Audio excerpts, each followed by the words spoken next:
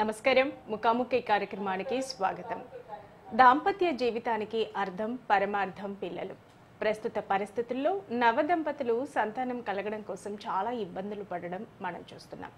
వారిలోని సంతానలేమి గల కారణాలను తొలగించి సహజ సిద్ధమైన గర్భధారణ పొందడానికి సంప్రదించండి doctor Saritha homeo fertility clinic.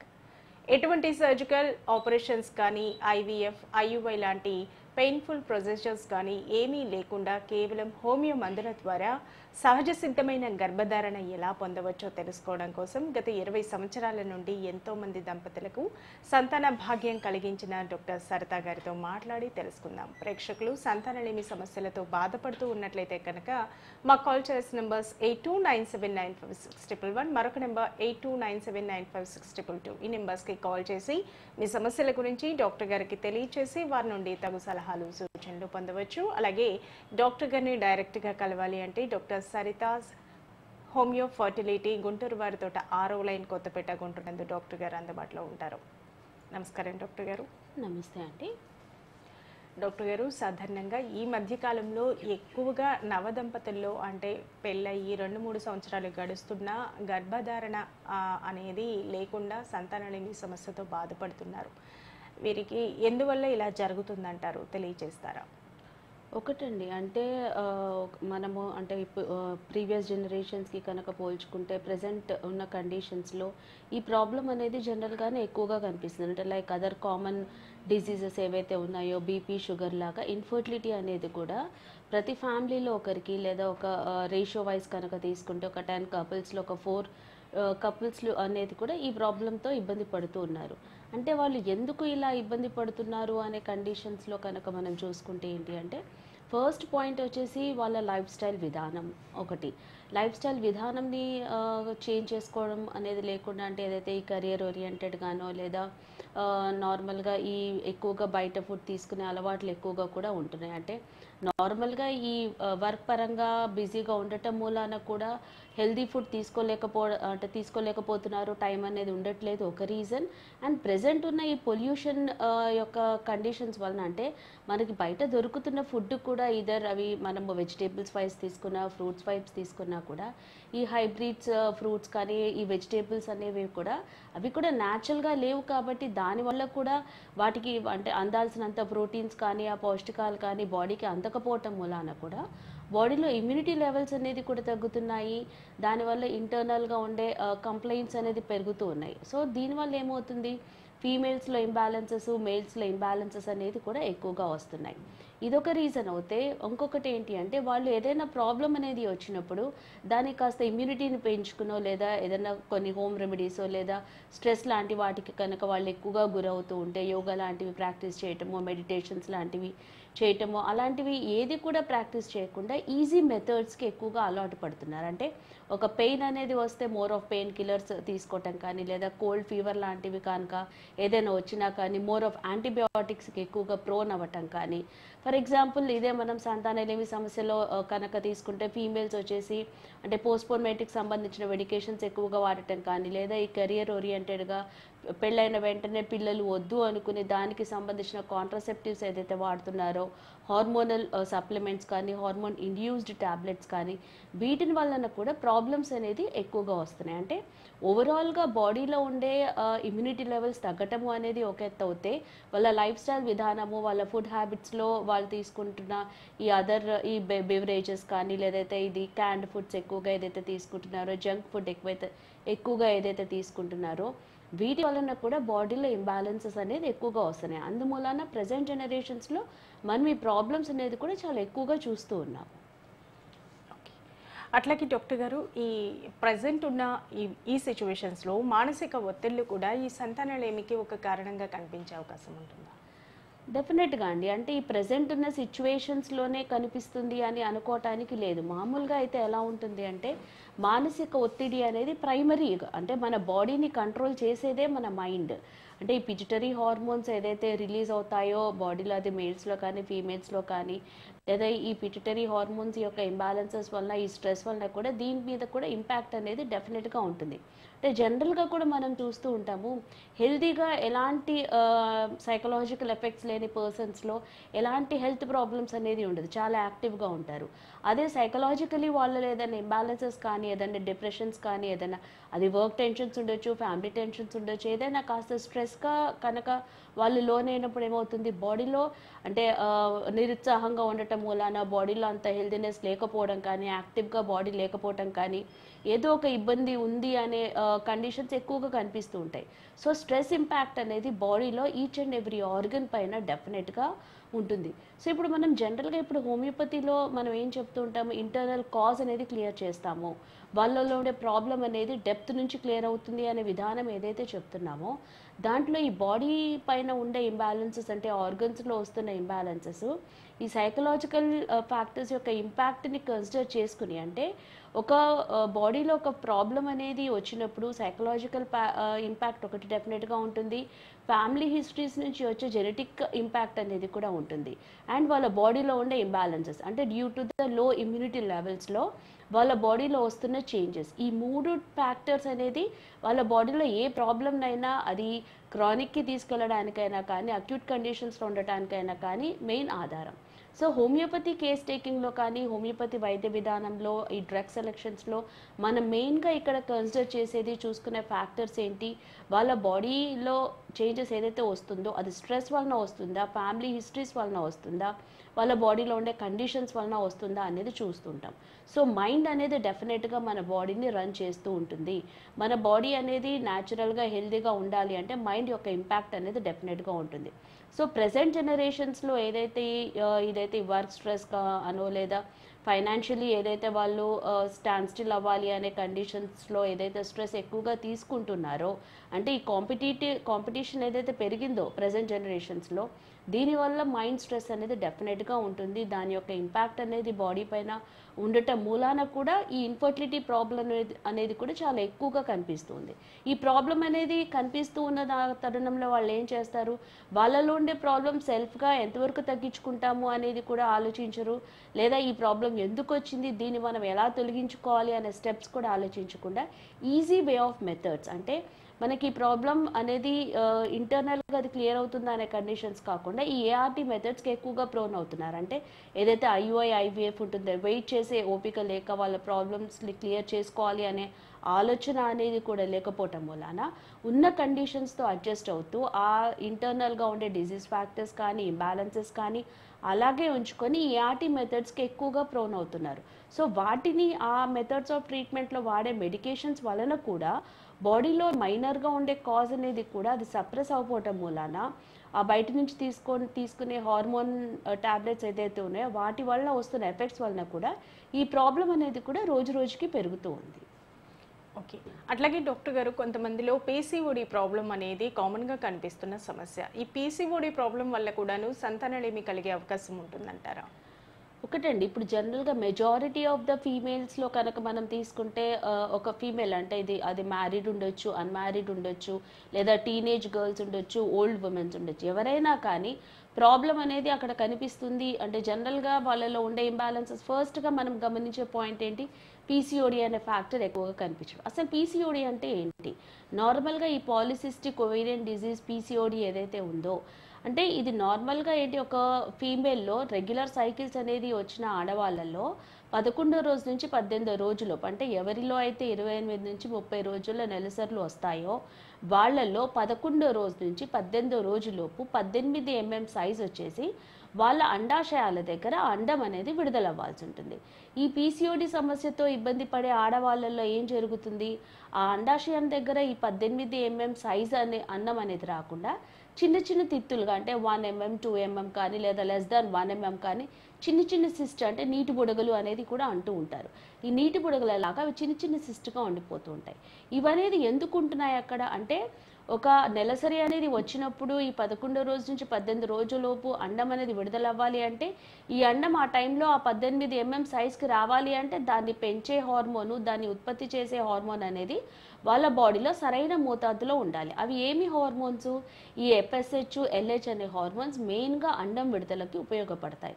ఏదైతే ఫాలిక్యులర్ స్టిమ్యులేటింగ్ హార్మోన్ ఉందో, ఏదైతే ల్యూటెనైజింగ్ హార్మోన్ అనేది ఉందో, ఈ ఫాలిక్యులర్ స్టిమ్యులేటింగ్ హార్మోన్ అనేది ఈ అండాన్ని 18 mm సైజ్కి తీసుకొస్తుంది. ఏదైతే ల్యూటెనైజింగ్ హార్మోన్ అనేది ఉందో, ఈ 18 mm సైజ్ అనేది అండం వచ్చినాక దాన్ని విడుదల చేస్తుంది.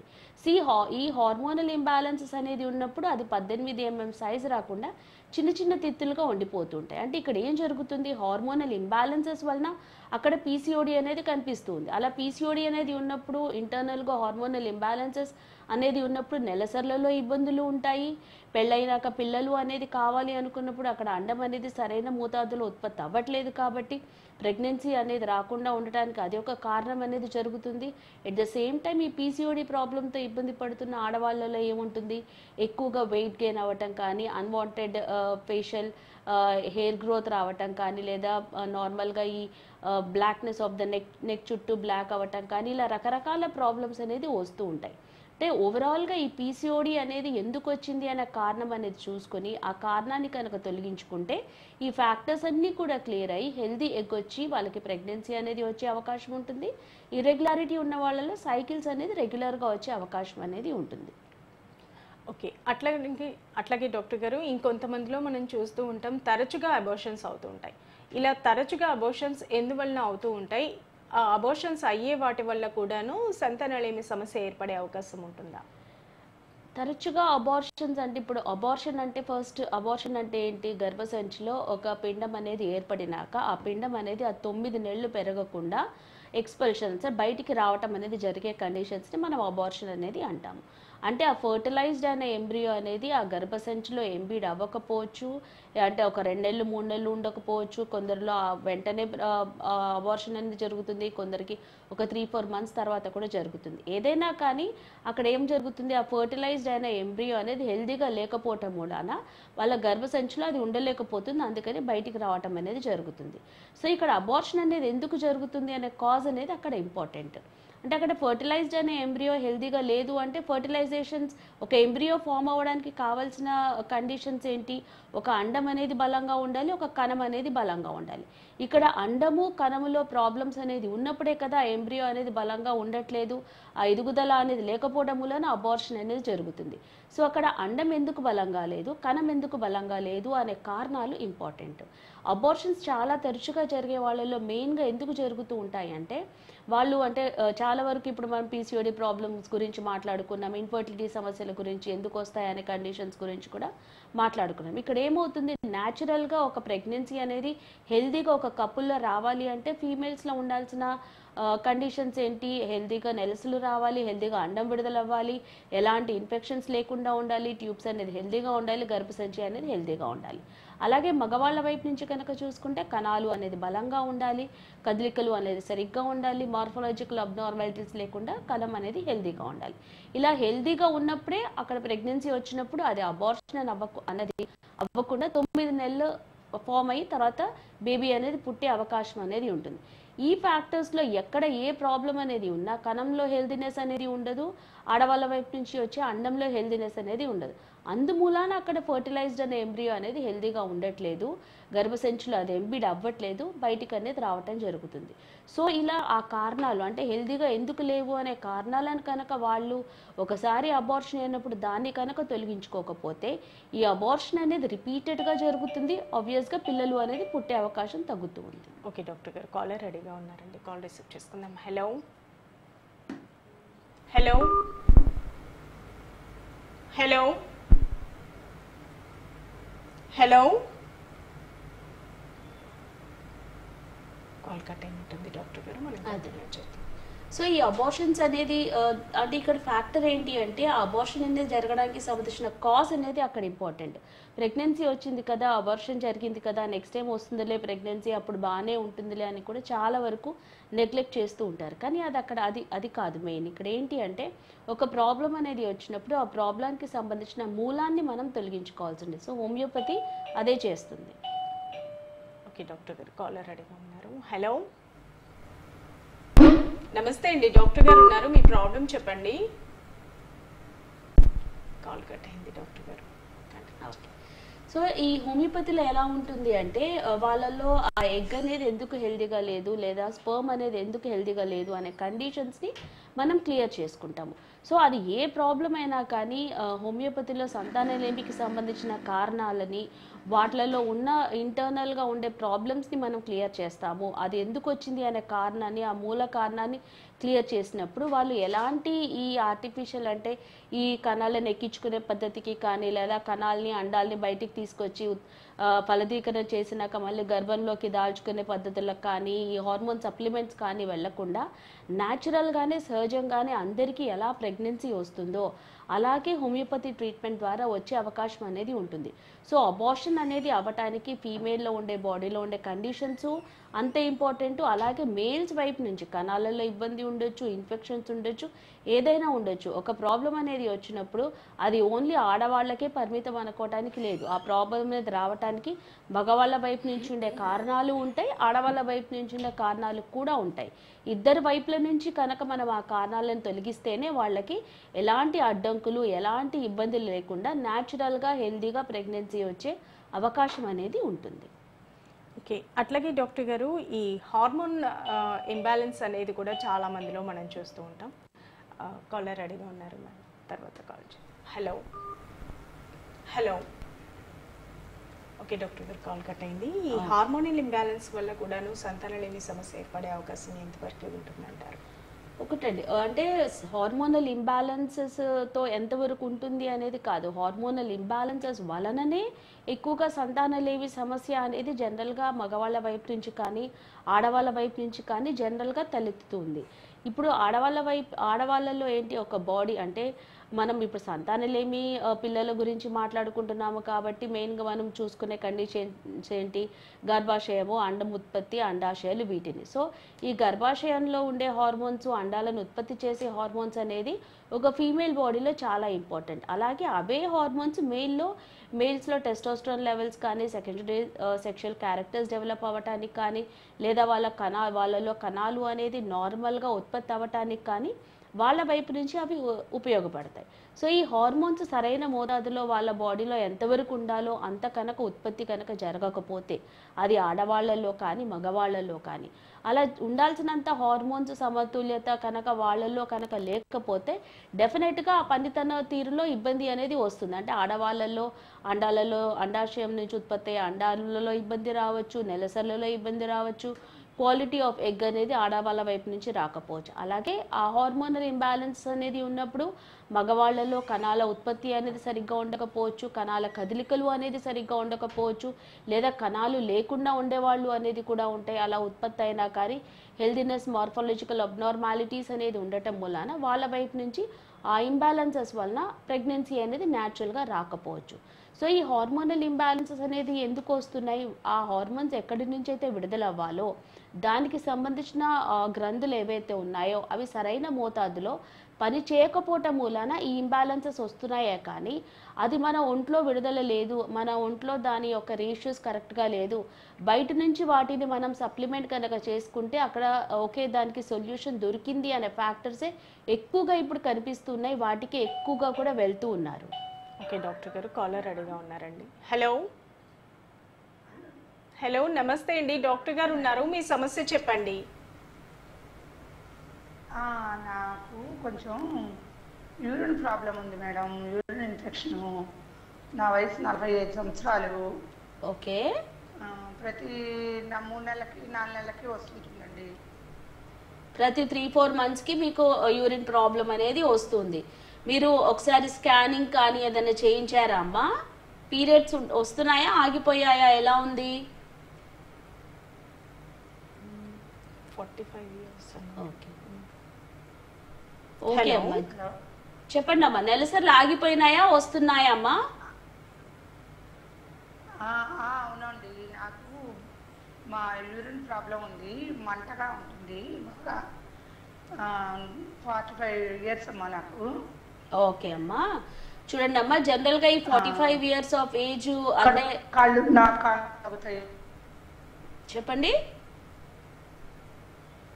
ఇబ్బందికరంగా ఉంటుందమ్మా. ఓకే అమ్మా, ఈ షుగర్ లాంటిది ఏమైనా ఉందా అమ్మా మీకు? షుగర్ సమస్య ఏమైనా ఉందా? ఏమ్మా? షుగర్ ఉందా అమ్మ? ఏం లేదండి, షుగర్ బీపీ అలాంటివి ఏం లేవు. షుగర్ లాంటి సమస్యలు ఏం లేవు. ఓకే అమ్మా. ఈ యూరిన్ ఫ్రీక్వెన్సీ అనేది పెరగటం కానీ, యూటీఐ కంప్లైంట్స్ అనేది కానీ, ఒక్కొక్కసారి మెనపాజల్ స్టేజెస్ అంటే 40 ఇయర్స్ తర్వాత కూడా గర్భసంచిలో ఉండే కండిషన్స్ కానీ, గర్భసంచిలో ఏదైనా ఇన్ఫెక్షన్స్ అనేది ఉండటం మూలాన కానీ, లేదా ఏదైనా తెలుపు అనేది కొందరిలో ఎక్కువగా అవుతూ ఉంటాయి. ఏజ్ అనేది, హార్మోనల్ చేంజెస్ అనేది వస్తున్నప్పుడు దాని వలన కూడా ఉంటుంది. ఇన్ఫెక్షన్స్ మూలాననే ఈ యూటీఐ కంప్లైంట్స్ ఉంటాయమ్మా. వీటికి కూడా మనకు హోమియోపతిలో మంచి మెడికేషన్స్ అనేది ఉన్నాయి. అంటే మీ బాడీలో ఉండే ఇంబ్యాలెన్సెస్ అనేది తొలగించినప్పుడు, ఇప్పుడు మీరు యూరిన్ ప్రాబ్లం అనేది ఉంటుంది కాబట్టి మాక్సిమం ఏం చేస్తూ ఉంటారు, యాంటీబయాటిక్స్ లాంటివి తీసుకుంటూ ఉంటారు. అంటే ఒక ఇన్ఫెక్షన్ అనేది ఉన్నప్పుడు యాంటీబయాటిక్స్ అనేది తీసుకున్నప్పుడు ఆ ఇన్ఫెక్షన్ అనేది అణచబడుతుందే కానీ బాడీలో నుంచి తొలగించడం అనేది అక్కడ జరగట్లేదు. మీ బాడీలో నుంచి ఆ ఇన్ఫెక్షన్ అంటే ఆ యూరినరీ ట్రాక్ట్ ఇన్ఫెక్షన్ అనేది వచ్చినప్పుడు జనరల్గా ఫీమేల్స్లో ఏంటి అంటే అమ్మ వెజానా, యూట్రస్ ఇవన్నీ కూడా ఎఫెక్ట్ అవుతూ ఉంటాయి. అది ఒకదానికొకటి పాకటం మూలాన మీకు సిమ్టమ్స్ అనేది ఎక్కువగా ఉంటున్నాయి. ఆ ఇన్ఫెక్షన్స్ ని మనం మీ బ్లడ్ లో నుంచి మెడికేషన్స్ ద్వారా, హోమియోపతి మెడికేషన్స్ ద్వారా తొలగించగలుగుతామమ్మా. కుదిరితే మీరు ఒకసారి క్లినిక్ కి వచ్చి కన్సల్ట్ అవ్వండి. ఓకే అండి, థ్యాంక్స్ ఫర్ కాలింగ్ అండి. డాక్టర్ గారు, ఇంకొంతమందిలో ట్రిబుల్ బ్లాక్స్ అనే సమస్య వింటూ ఉంటాం. అసలు ట్రిబుల్ బ్లాక్స్ అనేవి ఎందువల్ల ఏర్పడే అవకాశం ఉంటుంది? దీనివల్ల కూడా సంతానలేమి కలిగే అవకాశం ఉంటుందా? ఒకటండి, అంటే ఈ ట్యూబల్ బ్లాక్స్ అనేది జనరల్గా అంటే ఇప్పుడు ఒక ట్యూబ్స్ అనేది కనుక తీసుకుంటే ఆ ట్యూబ్స్ అనేది మేల్స్లో కూడా ఉంటాయి, ఫీమేల్స్లో కూడా ఉంటాయి. ఫీమేల్స్లో ఉండే ట్యూబ్స్ ఏంటి, గర్భసంచి ఇరువైపులా ఉండే 2 ట్యూబ్స్ ఏదైతే ఉన్నాయో ఫాలోపియన్ ట్యూబ్స్ అంటాం మనం, ఆడవాళ్ళ వైపు నుంచి ఉండే ట్యూబ్స్ని. ఈ ఫాలోపియన్ ట్యూబ్స్ ఏంటి, గర్భసంచిని ఈ ఇరువైపులా ఉండే అండాశయాలని కనెక్ట్ చేసే ఒక ట్యూబ్. ఈ ట్యూబ్లో ఏదైనా ఇబ్బంది కనుక ఉంటే ఏమవుతుంది, అక్కడ కనెక్ట్ చేసే ట్యూబే కదా, ఈ ట్యూబ్తో సంబంధం ఏముంది అనేది చాలా వరకు ఇలా ట్యూబల్ బ్లాక్స్ ఉన్న వాళ్ళు కూడా ఈ ఐవీఎఫ్ మెథడ్స్కి ఎక్కువగా వెళ్తూ ఉంటారు. అంటే అండాశయం దగ్గర నుంచి అండాన్ని తీసుకుని అంటే ఫర్టిలైజ్డ్ అనే ఎంబ్రియోని గర్భాశయంలో పెట్టుకునే పద్ధతులు ఎక్కువగా ఆప్ట్ చేస్తూ ఉంటారు. అంటే ఇక్కడ గమనించుకోవాల్సింది ఏంటి అంటే ట్యూబ్ కణం అనేది వెళ్ళి అండాశయం దగ్గర విడుదలవుతున్న అండాన్ని కలిసే దారి మూసుకుపోతుంది. ఒకవేళ బయటికి అండాన్ని తీసుకుని కణాన్ని తీసుకొని ఫర్టిలైజ్ చేసి మనం గర్భసంచిలో పెట్టేస్తే ఇంకా ట్యూబ్తో పనేముంది అని కూడా ఎక్కువగా ఈ మెథడ్స్కి ఎక్కువగా వెళ్తూ ఉన్నారు, అంటే ట్యూబల్ బ్లాక్స్తో ఇబ్బంది పడ్డ వాళ్ళు. సో ఈ ట్యూబ్స్తో పనేముంది అనుకోవడానికి లేదండి. ఇక ట్యూబ్స్ అనేది బ్లాక్ అయ్యాయి అంటే దానికంటూ ఒక కారణం అనేది ఉంటుంది. ఆ కారణము, ఆ సమస్య వల్లనే ఆ ట్యూబ్ అనేది బ్లాక్ అయినప్పుడు ఆ సమస్య అనేది మీ ఒంట్లో విడుదలవుతున్న అండంలో ఉంటుంది, తర్వాత గర్భసంచిలో కూడా ఉంటుంది. గర్భసంచిలో తర్వాత మీరు అంటే వెళ్ళిన మెథడ్స్తో గర్భసంచిలో ఎంత ఎంబ్రియోన్ పెట్టుకున్నా కానీ ఫర్దర్ డెవలప్మెంట్ అనేది ఇబ్బంది అనేది రావటం మూలాన అది ఎదిగే అవకాశం అనేది కూడా చాలా తక్కువగా ఉంటుంది. సో ట్యూబల్ బ్లాక్స్ అనేది ఉన్నప్పుడు న్యాచురల్గా ప్రెగ్నెన్సీ వచ్చే అవకాశం అంటూ లేదు. ఇక్కడ ఏమవుతుంది, ఇప్పుడు మనం హోమియోపతి ట్రీట్మెంట్లో హోమియోపతి మెడికేషన్స్ ద్వారా ఈవెన్ ట్యూబల్ బ్లాక్స్ 2 వైపులా ట్యూబ్స్ బ్లాక్ ఉన్న వాళ్ళకి కూడా న్యాచురల్గానే సహజంగానే ప్రెగ్నెన్సీ వచ్చే అవకాశం డెఫినెట్గా మోర్ దెన్ 80% వరకు ఉంది అనే చెప్పొచ్చు. ఇక్కడ ఏం చేస్తుంది హోమియోపతి ట్రీట్మెంట్ అనేది, ఆ ట్యూబ్స్ అనేది బ్లాక్ అవ్వడానికి సర్టెన్ కారణాలు అనేది ఉంటాయి. అంటే ఇన్ఫెక్షన్స్ వలన బ్లాక్ అవ్వచ్చు, రిపీటెడ్గా అబార్షన్స్ అనేది జరగటం మూలాన బ్లాక్ అవ్వచ్చు, లేదా ఆడవాళ్ళు ఏదైనా ప్రెగ్నెన్సీ అప్పుడే వద్దు అనుకొని కాపర్టీ లాంటి డివైజెస్ అనేది వాడుతూ ఉంటారు. వాటి మూలాన అది తీసేసినాక దానివల్ల వచ్చిన ఇబ్బంది వలన కూడా కొందరిలో రావచ్చు, లేదా ఎస్టీడీస్ వలన రావచ్చు, పిఐడి వలన రావచ్చు, ఎన్నో రకాల కారణం అనేది ఉంటుంది. వాళ్ళ హిస్టరీ అనేది మనం తీసుకున్నప్పుడు వాళ్ళ బాడీలో ఉండే కారణం ఏంటి అనేది చూసుకుని దానికి సెలెక్టెడ్ మెడిసిన్ అనేది ఇచ్చినప్పుడు బ్లడ్లో ఉండే ఇన్ఫెక్షన్ అనేది క్లియర్ అయ్యి అక్కడ ట్యూబ్స్ బ్లాక్ అనేది క్లియర్ అవుతుంది. అప్పుడు సహజంగానే ప్రెగ్నెన్సీ వస్తుంది. ఇక్కడ ఏంటి అంటే సహజంగా ప్రెగ్నెన్సీ వస్తుంది అనే ఫ్యాక్టర్ ఒకటవుతే ఫస్ట్ ఆఫ్ ఆల్ వాళ్ళ బాడీలో ఉండే ఒక అనారోగ్యం, ఒక కారణం అనేది క్లియర్ అయినప్పుడు నెక్స్ట్గా పుట్టే జనరేషన్స్ కానీ ఆ పుట్టే పిల్లలు కానీ డెఫినెట్గా హెల్తీగా ఉంటారు. ఆ బాడీలో కారణం అనేది అలాగే ఉన్నప్పుడు ఒకవేళ సపోజ్ ఈ ఐవీఎఫ్ లాంటి ప్రొసీజర్స్కి వెళ్ళినా కానీ అది సక్సెస్ అయినా కానీ ఎంతవరకు హెల్తీ జనరేషన్స్ వస్తాయి అనేది కూడా ఒకసారి గమనించుకోవాల్సి ఉంటుంది. ఇక్కడ ఇంటర్నల్గా ఒక ప్రాబ్లం అనేది ఉన్నప్పుడు ఆ ప్రాబ్లమ్ని కనుక తొలగించుకునే స్టెప్ కనుక వేస్తే డెఫినెట్గా నెక్స్ట్ జనరేషన్స్ హెల్తీగా ఉంటాయి. ఇలాంటి ఇంబ్యాలెన్సెస్ అనేది ఫర్దర్ జనరేషన్స్కి వెళ్లకుండా ఉండే అవకాశం అనేది ఉంటుంది. ఓకే, అట్లాగే డాక్టర్ గారు, ఈ సంతానలేమి సమస్య అనగానే సాధారణంగా లేడీస్లోనే ప్రాబ్లం ఉంటుంది అని చెప్పేసి ఎక్కువగా ఆడవారే టెస్టులు చేయించుకోవడం, డాక్టర్స్ని కలవడం ఇలా చేస్తూ ఉంటారు. కానీ మగవాళ్ళల్లో కూడా సంతానలేమి సమస్యకు కారణాలు ఉండే అవకాశం ఉంటుందా? డెఫినెట్గా అండి. అంటే ఇప్పుడు జనరల్గా ఒక నోషన్ అనేది ఉంటుంది, 2 చేతులతో కొడితే చప్పట్లే అనేది రావు అనేది ఏదైతే ఉంటుందో, అలాగే ఒక కపుల్ అనేది సంతానలేమితో కనుక ఇబ్బంది పడుతూ ఉంటే డెఫినెట్గా కారణము అనేది ఇద్దరి వైపుల నుంచి ఉంటుంది. ఇద్దరి వైపుల నుంచి ఆ కారణాన్ని కనుక తొలగించుకుంటేనే అక్కడ వాళ్ళకి హెల్తీగా ప్రెగ్నెన్సీ వచ్చే అవకాశం అనేది ఉంటుంది. ఎలా అయితే ఆడవాళ్ళల్లో హార్మోనల్ ఇంబ్యాలెన్సెస్ వల్ల ప్రాబ్లమ్స్ అనేది ఉంటాయో, అలాగే మగవాళ్ళల్లో కూడా హార్మోనల్ ఇంబ్యాలెన్సెస్ ఉంటాయి, ఇన్ఫెక్షన్స్ ఉంటాయి. ఆ ఇన్ఫెక్షన్స్ అనేది ఉండటం మూలాన వాళ్ళ కణాలలో హెల్దీనెస్ లేకపోవడం అనేది జరుగుతుంది. దాని మూలాన ప్రెగ్నెన్సీ వాళ్ళ వైపు నుంచి వచ్చే అవకాశం అనేది కూడా తగ్గుతూ ఉంటుంది. ఇప్పుడు ఇక్కడ ఏమవుతుంది, కొందరిలో అంటే మెయిన్గా ఆడవాళ్ళల్లో వచ్చేసి సిమ్టమ్స్ కానీ వాళ్ళలో ఉండే ప్రాబ్లమ్స్ కానీ ఎక్స్టర్నల్గా కనిపిస్తాయి. ఎందుకంటే అదొక మెన్స్ట్రల్ సైకిల్ రూపకంగా ఆ సైకిల్స్ ఇర్రెగ్యులర్ కనుక ఉంటే ఒక ఫీమేల్లో ఇక తనే కారణం, ఆ ప్రాబ్లమే కారణం అనేది కూడా చాలా వరకు అనుకుంటారు. కానీ ఆ ఇర్రెగ్యులర్ సైకిల్స్ అనేది కొందరు ఆడవాళ్ళలో పెళ్ళైన తర్వాతనే ఎక్కువగా వస్తూ ఉంటాయి. పెళ్ళైన తర్వాతనే ఈ సమస్య ఎందుకు వస్తుంది అనే పాయింట్ని కనుక మనం గమనించుకుంటే, అక్కడ మగవాళ్ళ వైపు నుంచి ఉండే ఇన్ఫెక్షన్స్ వలన ఆ తనకి వెళ్ళటం మూలాన అక్కడ ఇంబ్యాలెన్సెస్, ఆ ఇన్ఫెక్షన్స్ అనేది రావటం మూలాన తనలో హార్మోనల్ ఇంబ్యాలెన్సెస్ అనేది వచ్చాయి. ఇలాంటి కేసెస్లో డెఫినెట్గా మేల్ వైపు నుంచి ఉండే ఫ్యాక్టర్స్ వల్లనే ఆ ఫీమేల్లో ప్రాబ్లమ్స్ అనేది వస్తూ ఉన్నాయి. సో ఈ కేసు జనరల్గా ఒక కపుల్ని కనుక మనము ఇన్వెస్టిగేట్ అనేది చేస్తున్నప్పుడు ప్రాబ్లమ్స్ అనేది ఒకరిలో వచ్చినప్పుడు ఆ ప్రాబ్లమ్స్ యొక్క డెప్త్ తన వైపు నుంచి ఉందా, హస్బెండ్ వైపు నుంచి ఉందా, లేదా హస్బెండ్లో ప్రాబ్లం అనేది వచ్చినప్పుడు ఆ డెప్త్ అనేది అతనిలో ఉందా లేదా ఫీమేల్స్ వైపు నుంచి ఉండే కాజెస్ వలన వచ్చిందా అనేది చూసుకొని బోత్ ఆఫ్ ద పార్ట్నర్స్ని కనుక మనం ఇన్వెస్టిగేట్ చేసుకుని వాళ్ళ వైపు నుంచి ఉండే కండిషన్స్ని కనుక క్లియర్ చేసుకుంటేనే అక్కడ ఎలాంటి అడ్డంకులు లేకుండా హెల్తీగా న్యాచురల్గా ప్రెగ్నెన్సీ అనేది వస్తుంది. సో హోమియోపతిలో మనం డెఫినెట్గా ప్రాబ్లం అనేది ఇద్దరి వైపుల నుంచి చూసుకుంటాము, ఇద్దరి వైపుల నుంచి ఆ కండిషన్స్ని అనేది క్లియర్ చేసుకుంటాము, ఇద్దరి వైపుల నుంచి ఆ కారణాలు అనేది తొలగినప్పుడు న్యాచురల్గా హెల్తీగా ప్రెగ్నెన్సీ వచ్చే అవకాశం అనేది హోమియోపతి ట్రీట్మెంట్లో ఉంటుంది. అదే జనరల్గా అదర్ వేస్ ఆఫ్ ట్రీట్మెంట్లో ఏం జరుగుతుంది, మగవాళ్ళ వైపు నుంచి కణాలు అనేది తక్కువగా ఉన్నా కానీ అక్కడ ట్రీట్మెంట్ ఇవ్వటం అనేది జరగదు. ఉన్న కణాలని అడ్జస్ట్ చేసుకుంటూ ఇతర పద్ధతులకు వెళ్ళటం అనేది జరుగుతుంది. ఈ ప్రొసీజర్స్ అనేది ఎందుకు ఫాలో అవ్వాల్సి వస్తుంది అంటే, మగవాళ్ళ వైపు నుంచి ఉండే కారణాలని అంటే హార్మోన్ సప్లిమెంట్స్ అనేది ఇస్తూ వాటిని పెంచే అవకాశం అనేది లేదు కాబట్టి, అక్కడ కణాల ఉత్పత్తిని అక్కడ పెంచే అవకాశం లేదు కాబట్టి ఈ ఉన్న కణాలతో అడ్జస్ట్ అవుతూ ఈ ప్రొసీజర్స్కి అనేది వెళ్తున్నారు. బట్ ఇక్కడ మనకు హోమియోపతిలో ఎలాంటి హార్మోన్ సప్లిమెంట్స్ ఉండవు. ఇక్కడ మనం సూటబిలిటీ బాడీలో ఉండే కారణాన్ని మాత్రమే తొలగిస్తాం. అది మగవాళ్ళ వైపు నుంచి ఉండొచ్చు కారణం, ఆడవాళ్ళ వైపు నుంచి ఉండొచ్చు కారణం. ఎవరిలో కారణం అయితే ఉంటుందో ఆ కారణాన్ని బట్టి వాళ్ళకి మందులు అనేది ఇచ్చినప్పుడు ఆ కారణము అనేది క్లియర్ అయ్యి న్యాచురల్గా వాళ్ళలో ఉండే ప్రాబ్లమ్స్ క్లియర్ అయ్యి న్యాచురాలిటీ అనేది వస్తుంది.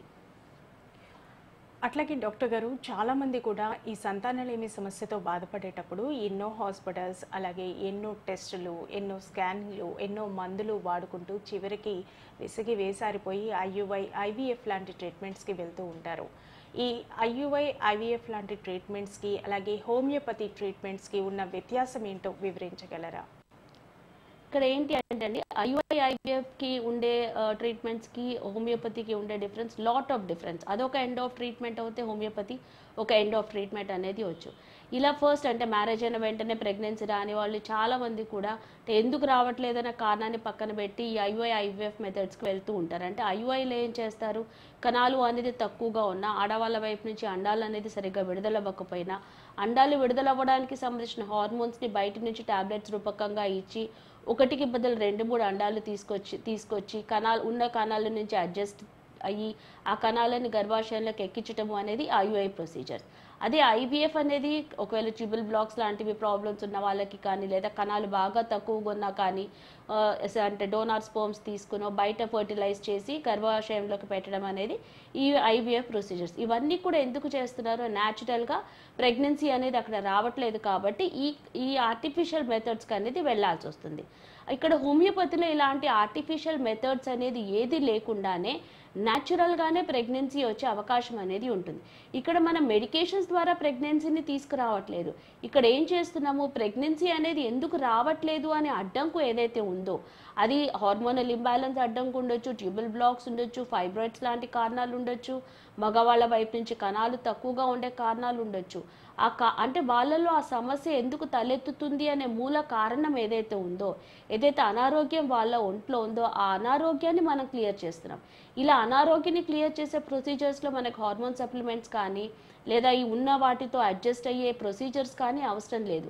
ఇంటర్నల్గా కండిషన్స్ని క్లియర్ చేసినప్పుడు అంటే వాళ్ళ బాడీలో నుంచి ఆ కారణము, ఆ డిజీజ్ అనేది ఎలిమినేట్ అయినప్పుడు అందరికీ సహజంగా ప్రెగ్నెన్సీ రావడానికి ఎలాంటి కండిషన్స్ అయితే వాళ్ళ బాడీలో ఉంటాయో అలాగే వాళ్ళల్లో కూడా వచ్చే అవకాశం అనేది ఉంటుంది.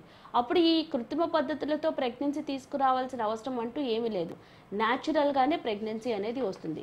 సో హోమియోపతిలో డెఫినెట్గా ఎలాంటి ప్రాబ్లం అయినా కానీ మనం సర్జికల్ ప్రొసీజర్స్ అనేది లేకుండా, యాంటీబయాటిక్స్ అనేది లేకుండా, హార్మోన్ సప్లిమెంట్స్ అనేది లేకుండా న్యాచురల్గానే కాన్స్టిట్యూషనల్ హోమియోపతి మెడికేషన్స్ ద్వారా వాళ్ళల్లో ఉండే ప్రాబ్లమ్ని తొలగించినప్పుడు ఆ అడ్డంకులు అనేది అన్నీ క్లియర్ అయ్యాక అందరికీ న్యాచురల్గా సహజంగా ఎలా ప్రెగ్నెన్సీ వస్తుందో వాళ్ళకి కూడా అలాగే వచ్చే అవకాశం అనేది మోర్ దెన్ 80% వరకు మన క్లినిక్స్లో ఉంటుంది. మరి డాక్టర్ గారు, మగవారిలో సంతానం లేని సమస్యను ఎలా గుర్తించవచ్చు అంటారు? వారికి హోమియోపతి ట్రీట్మెంట్ ద్వారా వైద్య విధానం అందుబాటులో ఉందా? ఒకటండి, ఇప్పుడు మగవాళ్ళలో సంతానలి సమస్య అంటే వాళ్ళలో ఆ ప్రాబ్లం ఉందా లేదా అనేది గుర్తించడానికి సంబంధించిన కండిషన్స్లో అయితే మెయిన్గా వాళ్ళు సెమెన్ అనాలిసిస్ అనే వీర్య కణాల పరీక్షకు అనేది వెళ్ళాల్సి ఉంటుంది. అంటే వాళ్ళకి పెళ్ళైనాక ప్రెగ్నెన్సీ అనేది కనుక రాకపోతే ఆడవాళ్ళ వైపు నుంచి ప్రాబ్లమ్స్ అనేది అన్ని ఇన్వెస్టిగేట్ చేసుకున్నాక అప్పుడు మేల్ ఫ్యాక్టర్స్లో ప్రాబ్లమ్స్ ఇన్వెస్ట్ చేసుకునే ప్రొసీజర్స్లో వాళ్ళలో వీర్య కణాల పరీక్షకు అనేది కనుక వెళ్ళినప్పుడు కణాలలో ఎలా ఉన్నాయి అనేది మనకు అర్థమవుతుంది. అంటే జనరల్గా ఒక మేల్ వైపు నుంచి ఎలాంటి అడ్డంకులు లేకుండా న్యాచురల్గా ప్రెగ్నెన్సీ అనేది కనుక రావాలి అంటే ఆ మేల్లో 60 మిలియన్ల కణాలు, 50% కదలికలు, ఎలాంటి ఇన్ఫెక్షన్స్ లేకుండా అతని వైపు నుంచి ఉండాలి. ఈ కణాలలో ఏదైనా ప్రాబ్లం అనేది ఉంటే కనుక అతని వైపు నుంచి సహజంగా ప్రెగ్నెన్సీ వచ్చే అవకాశం అనేది తగ్గుతున్నట్టు. ఇప్పుడు హోమియోపతిలో ట్రీట్మెంట్ ఎలా ఉంటుంది అంటే కణాలు అంటే ఒక 10 మంది మగవాళ్ళలో కణాలలో ప్రాబ్లమ్స్ అనేది ఉన్నప్పుడు అందరికీ ఒకే టైప్ ఆఫ్ మెడికేషన్స్ అనేది హోమియోపతిలో అసలు ఉండదు. ఒకరిలో ప్రాబ్లం అనేది వచ్చినప్పుడు అది వాళ్ళ ఒంటి తీరు ఉంటుంది, వాళ్ళ ఫ్యామిలీ టెండెన్సీస్ నుంచి వచ్చే కారణం ఉంటుంది, వాళ్ళ మైండ్ యొక్క ఇంబ్యాలెన్సెస్ వలన ఉంటుంది. అంటే ఆ మనిషికి మనం ట్రీట్మెంట్ ఇస్తాము, వాళ్ళలో ఉండే సమస్యకి ట్రీట్మెంట్ ఇవ్వట్లేదు. ఆ సమస్య అనేది ఆ మనిషికి వచ్చింది, ఆ మనిషికి ఆ బాడీకి మనం ట్రీట్మెంట్ అనేది ఇచ్చినప్పుడు వాళ్ళలో ఉండే సమస్య అనేది క్లియర్ అవుతుంది. ఇది హోమియోపతిలో ఫాలో అవుతాం.